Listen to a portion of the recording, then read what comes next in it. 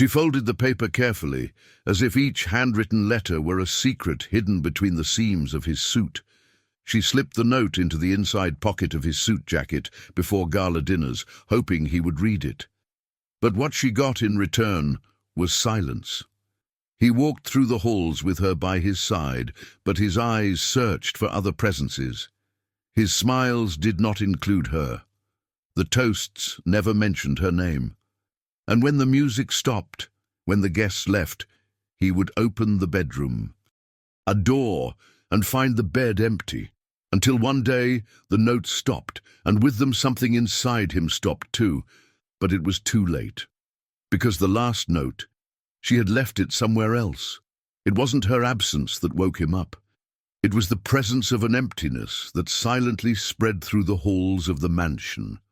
The servants noticed it first. Her perfume was no longer there. Her shoes were no longer beside the bed. But the jacket, the one she used to touch so lovingly before hanging it up, now lay intact, with a forgotten note inside.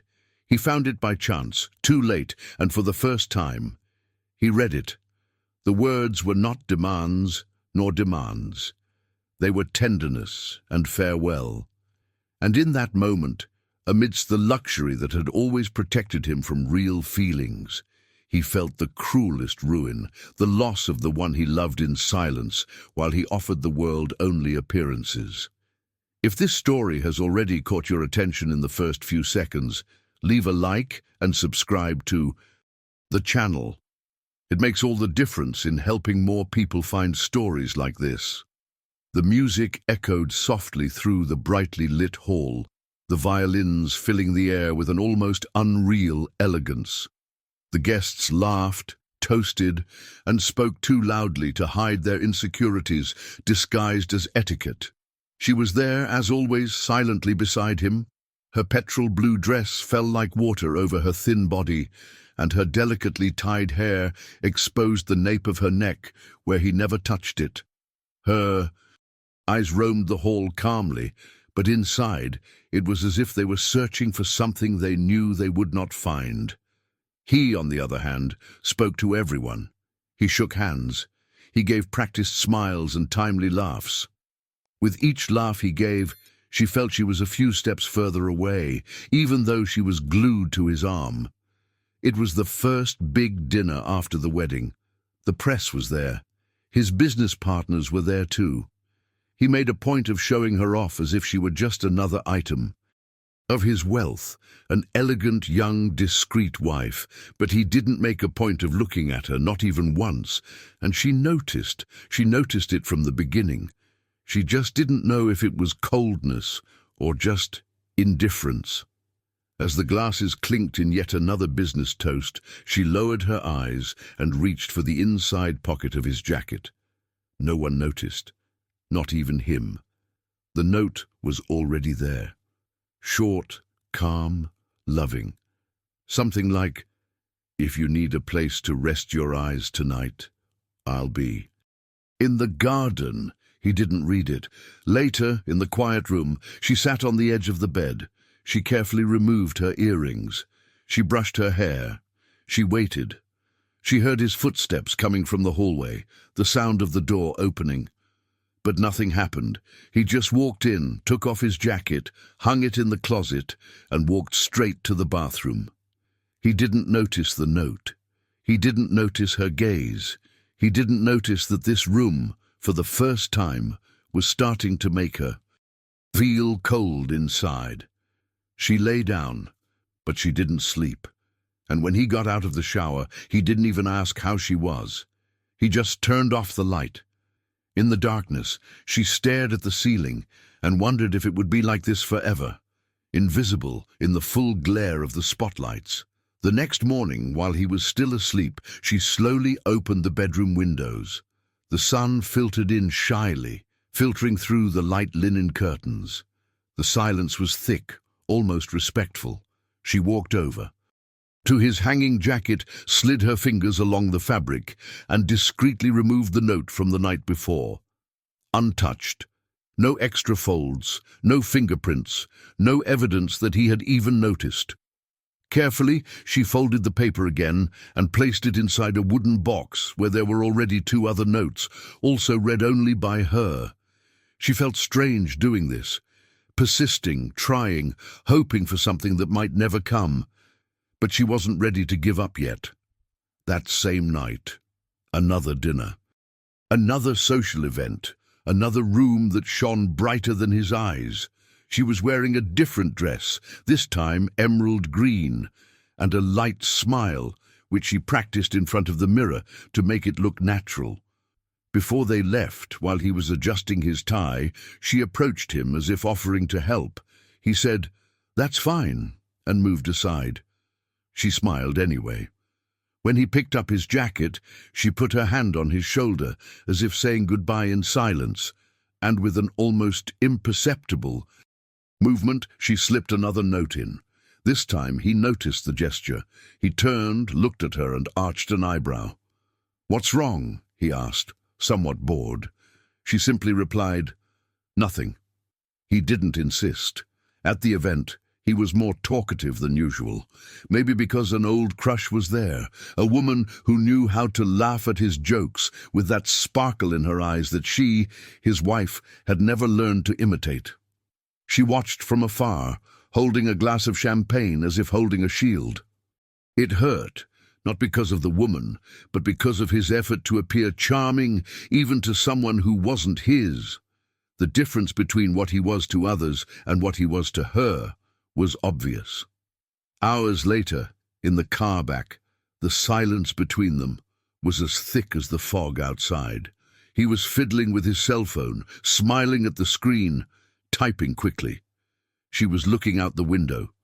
Her body felt there, but her heart felt like it was somewhere else, maybe at the bottom of that box where the unanswered notes were piling up.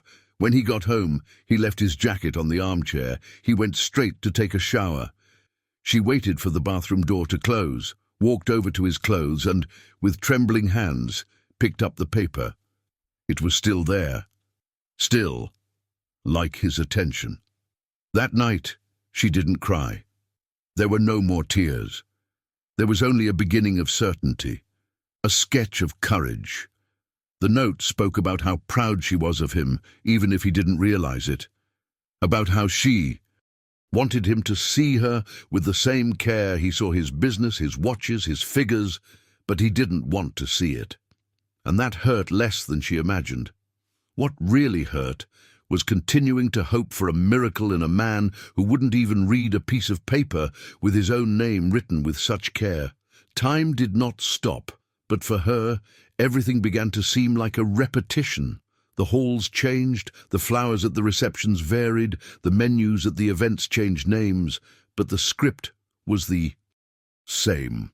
She was by his side, discreet, elegant, almost ethereal, and he, as always, smiling at everyone but her.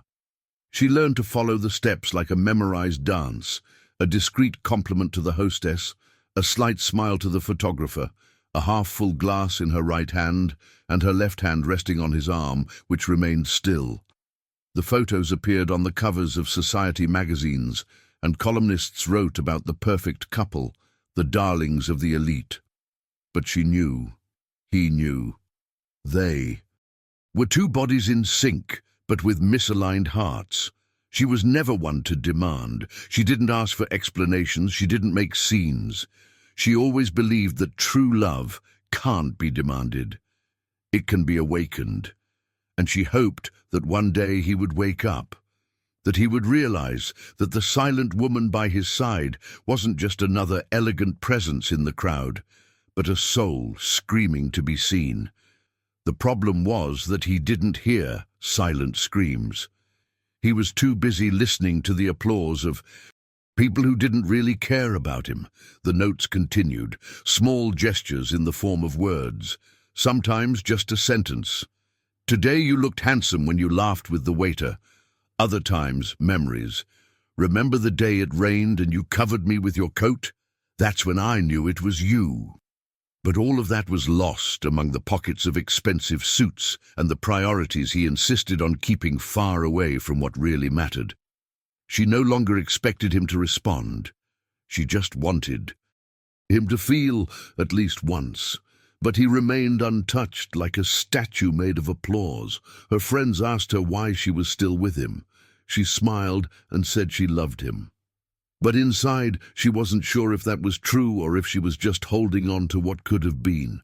She had no one to share them with. The secrets of the heart are heavier when you can't tell them without seeming weak.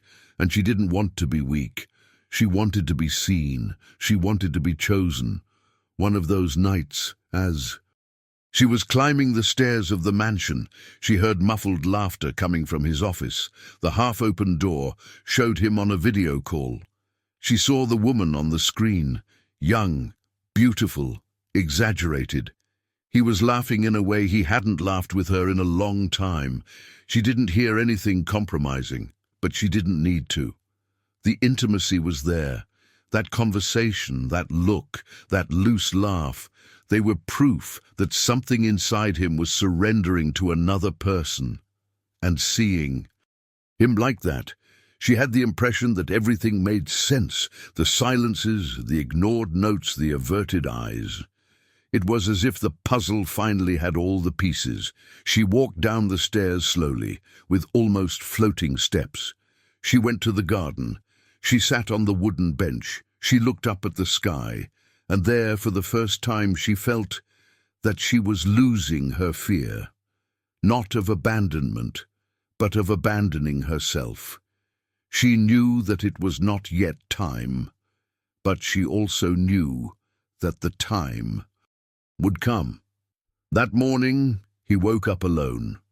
As always, she had already gotten up, leaving the room tidy, the pillows lined up, and a subtle scent of lavender in the air.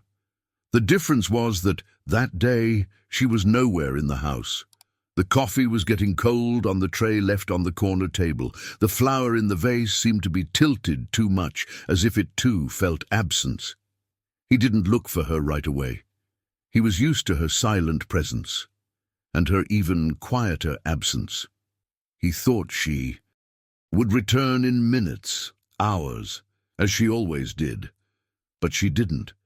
When he finally saw her, it was almost night. She had been out all day, and when she returned, she seemed lighter. She was carrying bags with books and candles.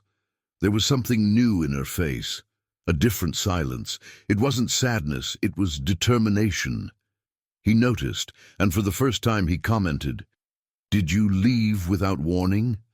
She simply replied, "I needed to breathe." And that was it.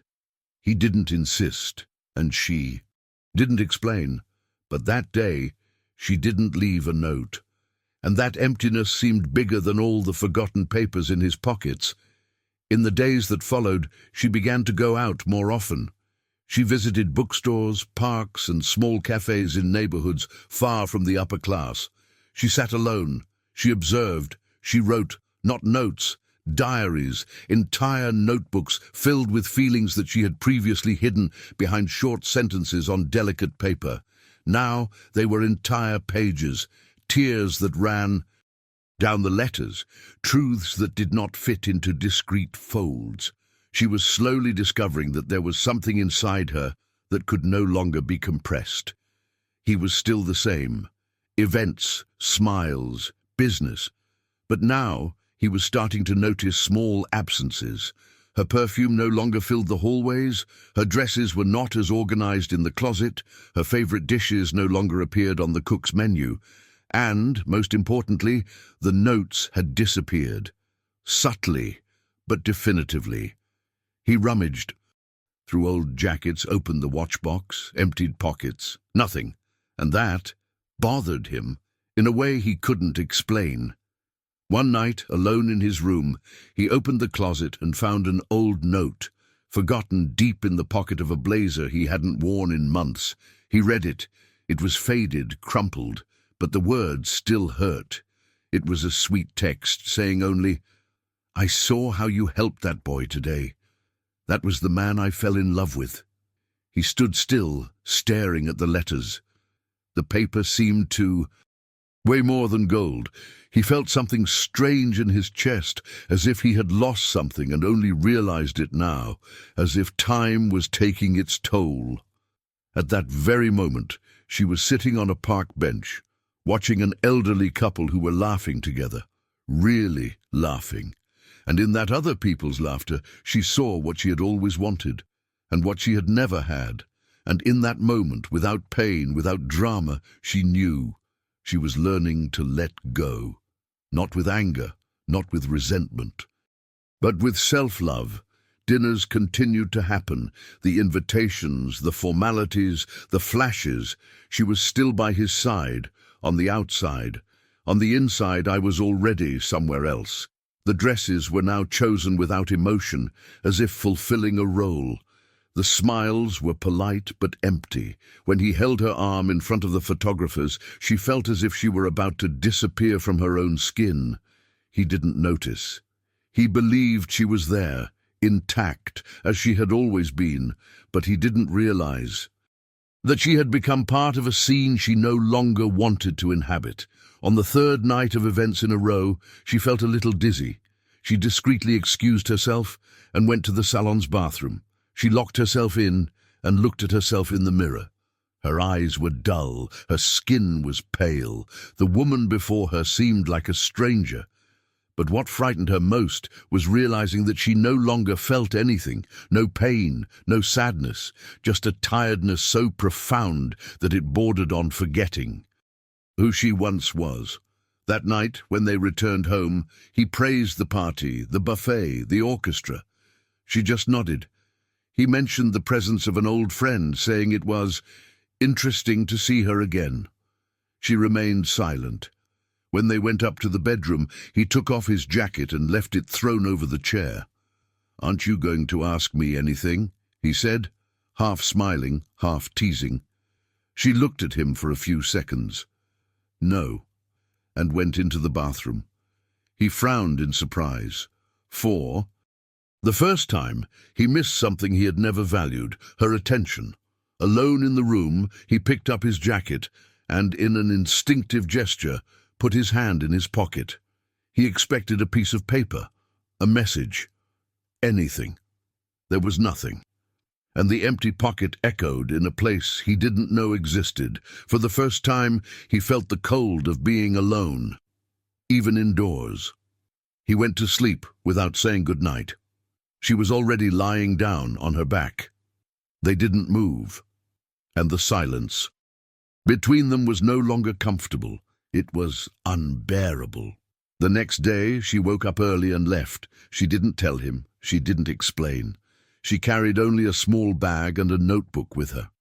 He walked to the park where he used to go before he got married. He sat under an old tree and stayed there for hours, writing, breathing, trying to remember the woman who existed before she was just someone's wife. He discovered that there was still something of her there, maybe a little, maybe weakened, but alive. He called a few times. Then he stopped. He didn't like to seem worried. He preferred to seem in control, but his control was starting to slip through his fingers. This woman who had always been where he left her was now moving on her own, and he didn't know what to do with it. That night, she came back, calm, serene, and for the first time in a long time, he really looked at her. There was something in her eyes that had never been there before. A present absence, a resolute absence, and even without saying a word, she made him feel with all her strength that she was already leaving, even though she was still there. She didn't talk about the events anymore. She didn't ask about his appointments. She didn't prepare his clothes. She didn't ask what time he would be back. She just watched him from afar, like someone watching the end of a film and already knowing the outcome. He, on the other hand, began to notice the gaps, the lack of perfume on the sheets, the silence during dinner, the way she no longer touched him. Even the servants seemed different with her, as if they sensed that something in her had changed definitively. It was on a cold night that he realized how much her silence weighed on him. He arrived home late, coming from yet another meeting that had extended into a dinner where there was no longer a line between professional and pleasure. He walked through the door as usual, with his jacket over his shoulders and his cell, phone in his hands. He expected to find the house quiet but with the lights on. Maybe dinner was ready, maybe she was in the library reading, but there was nothing. The light in the hallway was off. The lamp in the living room was off. Only the stairs were lit by the darkness outside, and his heart beat slower. He walked up the stairs slowly, almost guiltily. He opened the bedroom door. The suitcase was on the bed. Not open, not unpacked. It was there like a sentence, small, but full of meaning. She was sitting in the armchair by the window, looking at the street wet with drizzle. He stood for a few seconds, not knowing whether to ask or just sit down. In the end, he simply said, "Are you going out?" She took a while to answer. Then she said, "I'm going to breathe." He frowned. "Breathe?" She smiled slightly. "Something I haven't done in a long time." He finally sat down. He put down his cell phone. He ran his hands through his hair. "Is there someone?" She looked at him. "For a long time." And then, calmly, she answered, "There always was, but you never noticed." And she looked back out the window. He didn't know how to react. He remained silent. But deep inside him, a cutting truth invaded him. She wasn't talking about another man. She was talking about herself, about a presence that he ignored, about a love that she offered with notes and gestures, and that he returned with indifference and routine. She didn't go out that night, but something had already been decided. He knew, he felt, and he spent the night awake.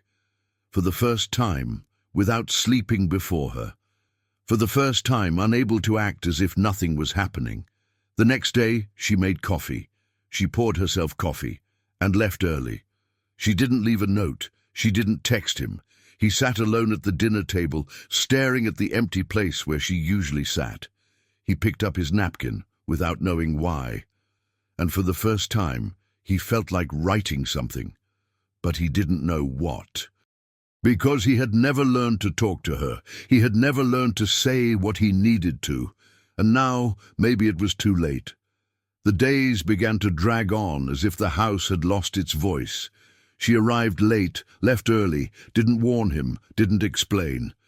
And yet, everything he did was gentle, without provoking, without hurting. That was what disoriented him, the absence of resentment, because he knew how to deal with fights, with arguments, with scandals, but her silence was another kind of sentence. A mirror that showed him everything he never was. A punishment without punishment. She no longer sat at the table at formal dinners. He would just walk by, grab something from the kitchen, and go into the garden. He would read. He would write.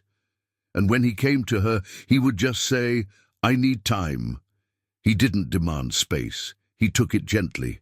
And that gentleness hurt more than shouting, because it was firm, because it was free, because I didn't need him anymore. He tried to regain his gestures. He started asking her if she wanted company. He offered her a ride. He said they could travel, but she smiled, and that smile hurt more than a negative answer, because it was the smile of someone who no longer expected anything. And loving someone who no longer expects anything from you is like talking to an echo. You talk, and all you hear in return is emptiness. One afternoon, he arrived early and found her in the studio she had improvised in the guest room. The walls were covered with handwritten sheets of paper, drawings, loose thoughts. Her heart was wide open. He had never known she wrote so much. He had never known there was so much inside her. He stood in the doorway, watching. She saw him, but she was not frightened. She did not try to hide anything. She just kept writing, as if he were part of the scenery, not the plot. "Since when have you been writing this?" he asked, trying to sound light. "Since before you realized I existed," she replied without irony, just truth. He walked in slowly, looked at the papers, glanced at a sentence that said, "His absence was always louder than his presence," and he stepped back. He left the room as if he had stepped on something sacred and realized he didn't belong. For the first time, he understood that she was no longer waiting for him. She had built an entire world where he didn't fit, and that world was beautiful. It was real. It was her. That night, when she went down to get a drink of water, she found on the table the jacket she would wear to the gala dinner the following week. There was a note on it, but not in the pocket. It was on top, visible, open. It simply said, "I'm not going." It was the first time she had written something for him to see. It was also the last. The gala dinner took place without her. For the first time he entered the room alone, without her delicate hand on his arm, without her eyes following his movements, without the discreet perfume that always preceded him. Many noticed. Some asked. He only said that she was unwell, feeling unwell, but inside there was an uneasiness that he could not name. He felt exposed, empty, as if he were naked under the spotlight. When he got home that night, there was no light on the stairs, no sound of footsteps, no glass of water beside the bed, just silence growing heavier and heavier. He took off his jacket, threw it on the sofa and sat on the edge of the bed. For a moment, he thought about writing. A note, a sentence, anything. But he didn't know how to start. He didn't know how to write to her. I never did. The next morning she wasn't there. She had left an envelope on the kitchen table. Inside, not a note, but a manuscript, a compilation of letters she had never delivered. It began with, "If one day you want to know who I was while you were away from me." And he read it, line by line, word by word. He felt as if he were hearing her voice for the first time, even though he was alone in the house. There were the fears she had silenced, the attempts he had ignored, the gestures he had spent his life nullifying. She spoke of love, of weariness, of faith, of longing, and she also spoke of forgiveness. But there was no resentment, only an old pain transformed into freedom. As he read, he realized how absent he was even though he was present, how much she molded herself, hid herself, silenced herself to fit into a space where there was never any real place for her, and how, even so, she tried. She tried. Every day, with notes, with gestures, with presence. And him? He returned everything with silence, with distractions, with other voices, with other presences. The manuscript ended with a sentence that pierced him like a dagger. "I am learning to love myself without expecting to be loved by you."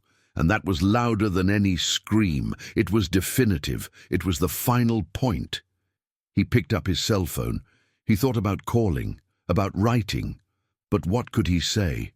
What was there left to say to someone who had already said everything while he chose not to listen? For days she did not return. He began to wander through the rooms of the house like a stranger. The library seemed too small without the scent of the flowers she placed there.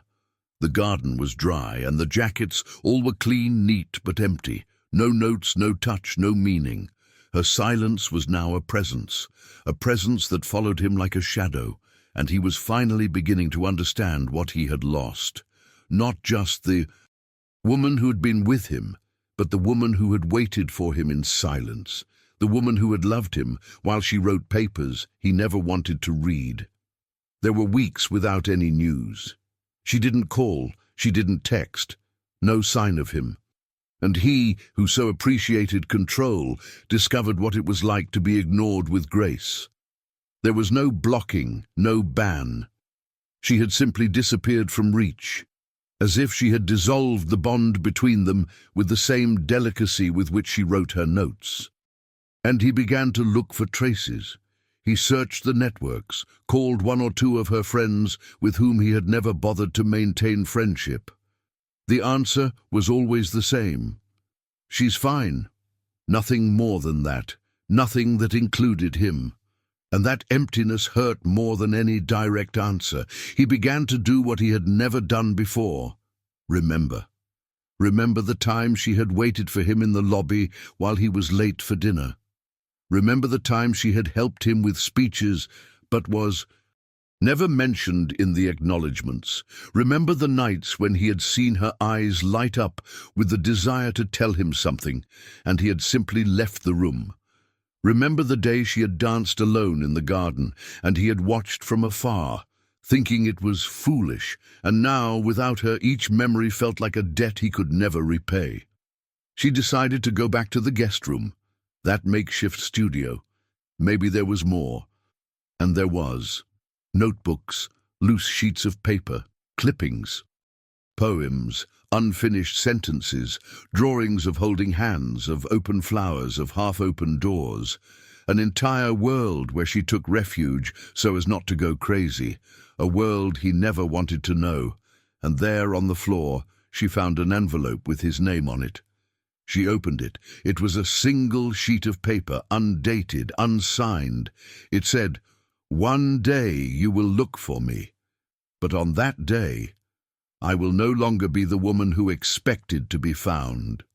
He sat on the floor with the paper between his fingers. For the first time, he cried, not for her loss, but for everything he didn't see while she was there, for how blind, deaf, and absent he was, for having treated as an obligation what she offered as a gift, for not having loved while there was still time. That was it. Time. And that now would never come back. She, in another place, opened the windows of a new house, smaller, simple, but with flowers in the windows and the smell of fresh coffee. There was no silence of oppression, but of peace. I wrote less. I walked more. Sometimes I still remembered him, not with pain, but with the strange tenderness you have for something that was beautiful and sad at the same time. Like a letter that you write and never deliver. Like a note that you fold and keep only for yourself. He no longer slept well. He turned over in the big bed, feeling her side cold as if she had been absent for years. He ran his fingers through the pillows, pulled the sheets, listened to the creaking of the house as if somewhere he could still hear her coming, but she did not return. And time, which had previously flowed in favor of his business, now seemed to go against his heart. The long days, the eternal nights, and the notes, absent, as if the paper had forgotten how to receive words. He began to withdraw from events. He let the invitations pile up on the table. His hanging tie was no longer worn. His polished shoes remained in the closet. Nothing made sense unless there was someone waiting for him at the end of the night. And now there wasn't. The house was always the same tone, clean, quiet, impersonal, as if she had never lived there. But he knew she had, because every corner ached. One day, walking through his room, he opened a forgotten drawer. Inside, a handkerchief of hers, with perfume, and next to it, carefully folded, an old note he had never seen. The edges were yellowed, the handwriting soft. "If one day I'm no longer here, don't think I didn't try." The phrase was simple, but it hit home, because he knew she tried. A lot, for a long time, while he pretended not to see, not to hear, not to feel. And now he was the one looking, and there was nothing left. He decided to write. He sat down at his desk. He picked up a blank sheet of paper, and there, alone, he wrote the first note of his life, in the same handwriting he used for contracts, but with the trembling hands of someone who asks for forgiveness too late. If you can still hear me, forgive me. If you can't, forget me, because I won't be able to forget. She folded the paper and put it in the inside pocket of her own jacket, the one she liked the most, the same one she wore the night she didn't go. She walked to the door. She went down the stairs. She didn't know where she was, or if she would ever see it again, but she had to do it. She had to write. She had to feel. In another city, at that exact moment, she was laughing lightly in a cafe. She had rediscovered parts of herself that she had never even remembered existed. She had learned to love herself in silence, and she no longer wrote notes. She wrote plans. She planted flowers. She exchanged recipes with her neighbor. And sometimes, when the wind blew a certain way, she thought of him, not with longing, but with gratitude, because it was his absence that taught her how much she needed herself. And there, between sips of coffee and blank pages, she wrote just for herself. For the first time, time passed like an unwelcome visitor in his life. The days, once filled with meetings and appointments, were now filled with absences, not just hers, but his own. He no longer recognized himself in the mirror. His clothes seemed baggy. His eyes were deeper. He was no longer the man admired at dinner parties. He was a widower with a lively presence, and this widowhood was eating him up from the inside out. He tried to fill the gaps with routine, but everything sounded hollow. Even the sound of the clock in the living room. It seemed to mock the time he had wasted. One night, she decided to organize the papers in her office. She packed old documents, separated files, folders, and contracts. At the bottom of a drawer, she found a notebook that wasn't hers. Small, with a blue cover. And she recognized the handwriting. It was hers, a diary. There were loose pages, scribbles, confessions. She hesitated. Then she opened it. There were ordinary days, recorded with sensitivity. Today he smiled at me for 5 seconds. 5 seconds is a long time for someone who receives nothing. On another page, I left a note. I don't think he even saw it. But that's okay. I'll try again tomorrow. There were also harsh but never spiteful outbursts. I feel like I'm disappearing. And he doesn't notice. He must think that love is having someone close, even if they're absent. He read everything in silence, page by page. It was like crossing a road he had built with carelessness, but now walked with tears. Each word was a voiceless accusation, and he finally understood the crime committed: emotional neglect. She had never asked for too much. She had never screamed. She had never broken up cruelly. She had simply left with the dignity of someone who had tried until the end, and the end, he had hastened it. On the last page of the notebook there was a note taped, an old one, the one she had left in his pocket the night of their first dinner. The handwriting was firm, still without the weariness that would come later. It said, "If you look at me for a second tonight, I'll know it's still worth trying." He closed his eyes. He went back to that night, and he couldn't remember if he had looked. Probably not, and that hurt more than any certainty. She put the notebook away. She couldn't throw it away or leave it in plain sight. It was a relic and a penance, a reminder of what had been lost due to lack of presence. She walked to her room. The old one, the one that had become a studio. She sat in the armchair in front of the window. She stayed there for hours, thinking, feeling. For the first time, she didn't want to go back to the past, but she recognized that the present was the exact reflection of everything that had not been said or lived. In another state, she was hand-sewing a cushion with an embroidered phrase, "Love doesn't scream. Love stays or leaves, but never begs." It was for the new studio she had set up with other women like her. Women who had been silent for a long time and were now learning to speak. He would never see that cushion, but without knowing it, it was about her that he would dream that night. The days became quieter than usual, and the silence now did not come from the absence of noise, but from the absence of meaning. He began to live surrounded by objects, and they all seemed useless. The luxury car in the garage, the refined wine cellar, the suits lined up on the hangers, the Swiss watch on his wrist, everything reminded him of empty. Conquests, made at the cost of someone who once only wanted to be seen. He began to avoid mirrors. He didn't like what he saw, because there was the reflection of a man who knew he was everything to others, except what she needed. One afternoon, when he visited his parents' house, he found an old photograph of her tucked away in a book. It was an unpretentious portrait, her smiling without makeup, holding an ice cream. He remembered that day. They had just gotten married. It was summer. She said she liked plain vanilla ice cream. He thought it was silly. He said that was something for people with no taste. At the time, she just laughed. But now, seeing that image, he wondered how many times he had mocked her simplicity, how many times he had belittled her sweetness out of pure arrogance. He sat on the porch, with the photo between his fingers. The sky was grey. A cold wind blew through the sleeves of his shirt. He realized that it had been weeks since he had heard her voice, that he had not seen her eyes, that he did not know what she was reading, writing, feeling, and that was a very particular pain, the pain of someone who never asked, and now drowns in unanswered questions.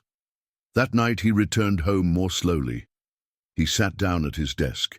He picked up paper and pen again. He wrote the second note of his life. He didn't know if he would deliver it, or if she still lived at the same address. But he needed to put into the world what he had never said. I wasn't fair to you. I never learned to love your way, and only now do I realize that your way was the only one that made sense. You wrote to me, and I read to the world. Now I write to the void, and it answers me with your absence. He folded the paper and put it in his jacket pocket, the same one from the first note, the same one she had touched tenderly when she still believed he was capable of feeling. He stood up. He walked to the garden. The flowers were colorless. He looked at the bench, where she used to sit. He felt like seeing her there, just once, just for a second. But she didn't appear. Meanwhile, in another state, she was walking through a local market, laughing with a friend, carrying fresh flowers. Her eyes had a new sparkle. Not because she had forgotten the past, but because she had learned not to depend on it. And when they passed a stand selling old postcards, she stopped, picked one up, and bought it. She took it home, wrote a short sentence on it, and put it in a box. It said, "He tried, too late, but he tried." And she smiled. The smile of someone who had left long ago and would never return. Time, once his ally, was now cruel. It was winter. The trees in the garden were bare, as if they carried the same absence he felt in his bones. The house remained untouched, clean, organized, lifeless. The servants did the basics and avoided long conversations. He had become a shadow of himself, not the businessman, not the charismatic host, not the husband in photographs. He was just a body searching for a memory that refused to return. On that grey Saturday, he was invited to a discreet ceremony at a cultural centre in the city. A mutual friend had suggested he attend. She simply said that there was something there that he needed to see. He was reluctant, but he went. He arrived late, as usual. He entered with his coat still on his shoulders, his face drawn.